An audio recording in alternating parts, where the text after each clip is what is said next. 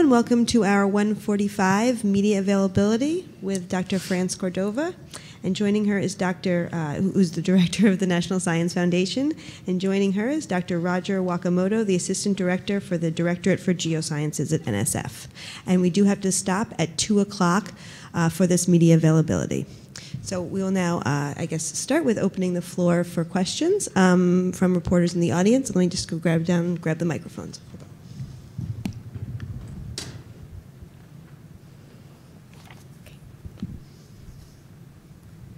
And if reporters in the room can please state your name and affiliation when asking a question.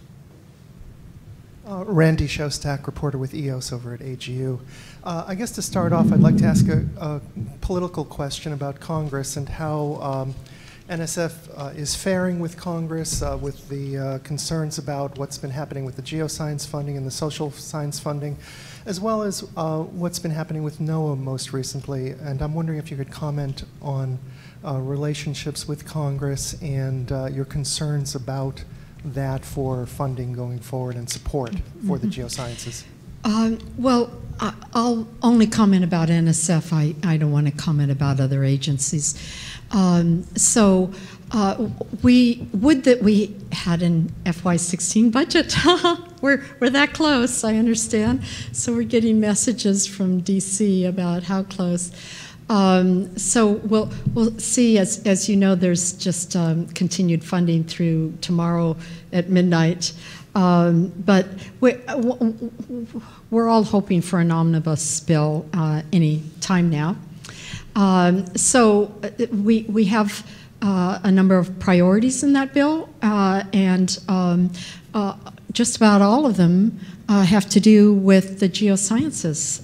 So what we asked in our FY16 budget was to start some new initiatives, one called the Food, Energy, Water Nexus, and one called Risk and Resilience, and Includes, which is our broadening participation initiative, and those three all involve the geosciences.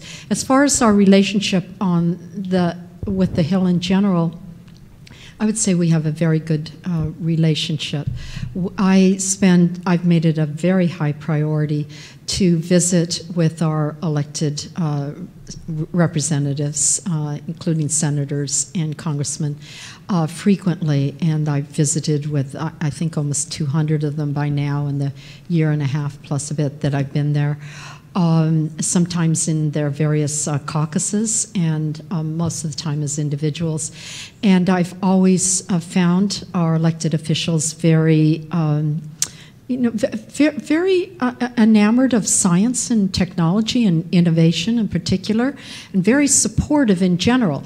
They do have individual predilections about what they think is important to do, and the point I made in the Q&A after my formal remarks was that it's helpful to have the perspective that our major discoveries over history, over time, have been multidisciplinary discoveries, and so leaving out one branch of science in favor of others is just not a good thing to do. For the progress of science, we have to appreciate that it's interdisciplinary.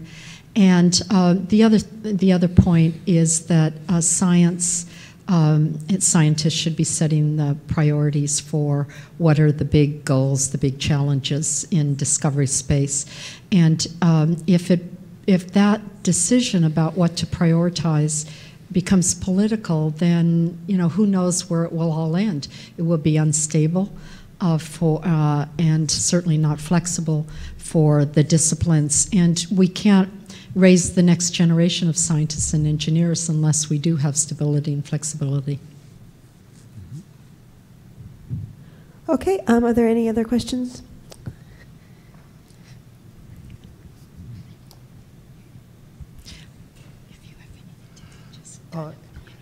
In the aftermath of COP21, I wonder if you could tell me what are the lessons from COP21 for the geoscience community and for NSF in particular? Lessons. I'll start and I'll then pass the baton to Roger Wakamoto here.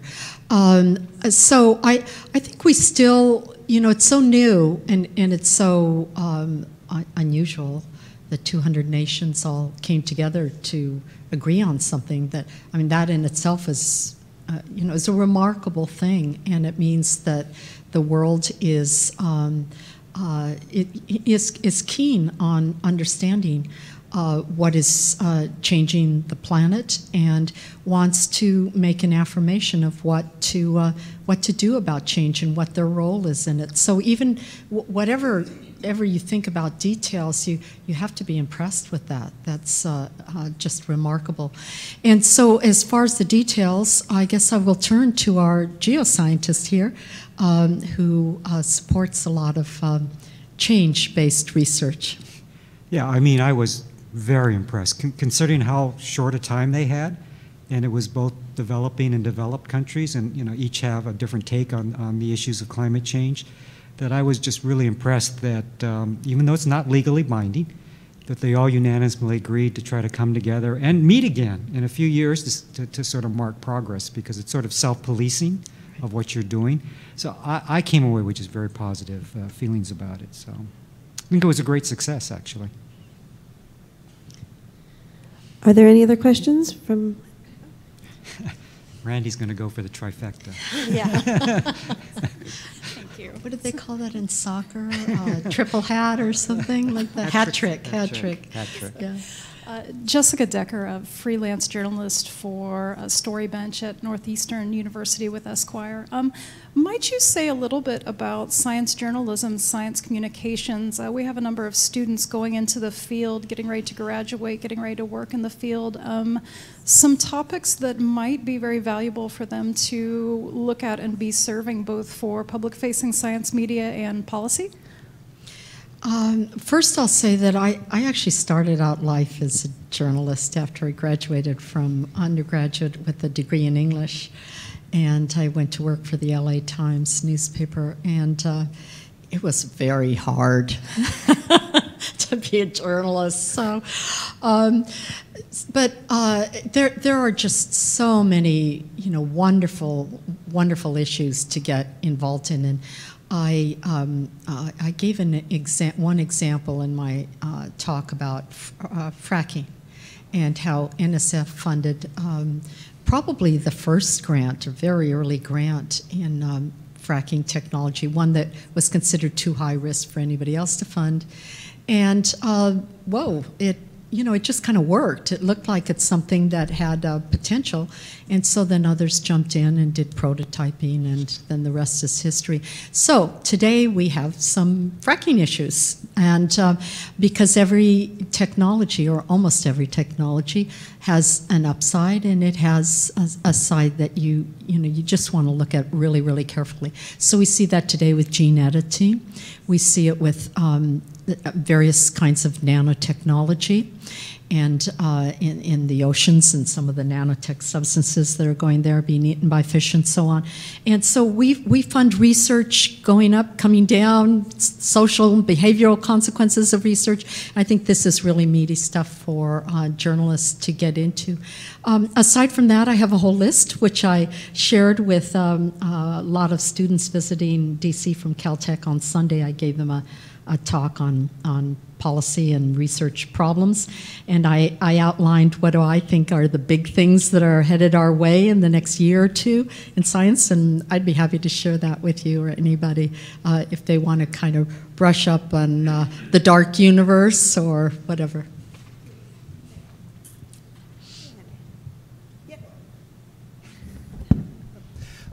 Dr. Córdova, your predecessor made some dramatic structural changes to NSF, including putting the polar board inside GEO, with the understanding that there would be a reassessment of that structural change within a couple of years. Could you give me an update on that? Sure. That has already started. He said 3 years, and so it's been just 3 years now. And so we've already formed the committees that will be looking at those structures. There's 2 of them. The other one was putting advanced cyber infrastructure into the Computer and Information Science and Engineering Directorate. And so we have separate committees for each one, and we have a whole architecture of how the review will go, which includes them talking with a lot of individuals on the outside as well as the inside about how things are going. So we call them our alignment reviews, because it's reviewing the alignment of these units within directorates. And so we'll see how that goes. One of them I already undid, because it was not in a directorate, it was in an office of the director, and that was putting international within the Office of Integrative Activities. And I immediately, when I started, I just wanted to give a very high profile to international science and science activity and science policy and science diplomacy, and connect with the State Department and all the rest of it. And so I made that a separate office the way it was. But I could do that because it was all within offices of the director. It's not the same thing as the example you mentioned where it was put into a directorate. In fact, Roger's directorate. Right. Do you have anything to add? I'll just add a couple comments. Obviously, anything I say might be a little self-serving, but I think it's been one huge benefit I've seen is there's so much infrastructure and facility investment in the polar regions that working with other people in geo and earth sciences, atmospheric sciences, and ocean sciences, I think it's been a blessing to bring all of that expertise together. And then I'll just speak for one other thing. When I ever give talks, that I like to say we're geoscience is protecting the planet, and it's always a little awkward to say we're protecting the planets except for the polar regions if they weren't part of geo. So I just think it makes more holistic sense. So those are the only 2 comments I'll make. Mm-hmm. And I will add that NSF seems to be running very well overall. Are there any other questions in the room? We have time for just one more. Just one more. Before I have to go. Yeah. I think if nobody else is going to ask it, Randy is. Just first, a very quick follow-up to the previous one. Is there a timetable, first of all, yes, for that? we think by the May National Science Board meeting, which is at the beginning of May, that we will report out. Because the board manages, has oversight of NSF with the director, with me, we bring them news of anything first for them to ask questions and review. And so it would be right after that board meeting if, you know, everything just goes. So let's call it mid-May, okay? We have time for maybe a quick one. Okay. And just, I guess, another question regarding the geosciences, but also related to the social sciences and the economic sciences, et cetera.